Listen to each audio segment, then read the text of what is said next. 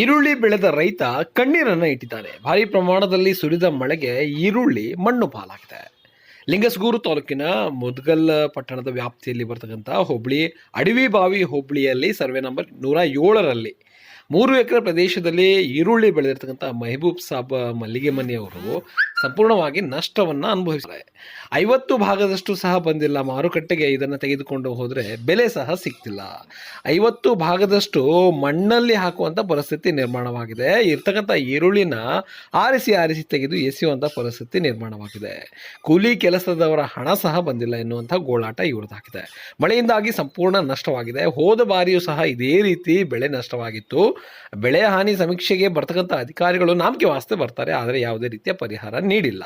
ಈ ಬಾರಿಯೂ ಸಹ ಬಂದರಾದರೂ ಪರಿಹಾರ ನೀಡಲಿ ಎನ್ನುವಂತಹ ಅಳಲು ಇವ್ರದಾಗಿದೆ.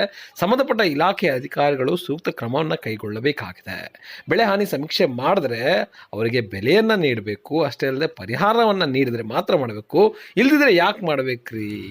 ರೈತರ ಗೋಳು ಇದಾಗಿದೆ. ಸಾಕಷ್ಟು ನಷ್ಟ ಉಂಟಾಗಿರ್ತಕ್ಕಂಥ ರೈತರು ತಮ್ಮ ಗೋಳನ್ನು ಒಂದು ಉಳ್ಳಾಗಡ್ಡಿ ಚಲೋ ಇಲ್ರಿ. 3 ಎಕರೆ ಉಳ್ಳಾಗಡ್ಡಿ ರೀ. 3 ಎಕರೆ ಉಳ್ಳಾಗಡ್ಡಿ. ಇಷ್ಟು ಉಳ್ಳಾಗಡ್ಡಿ ಒಳಗೆ 60 ಪ್ಯಾಕೆಟ್ ಕೊಳ್ತಾವ್ರಿ.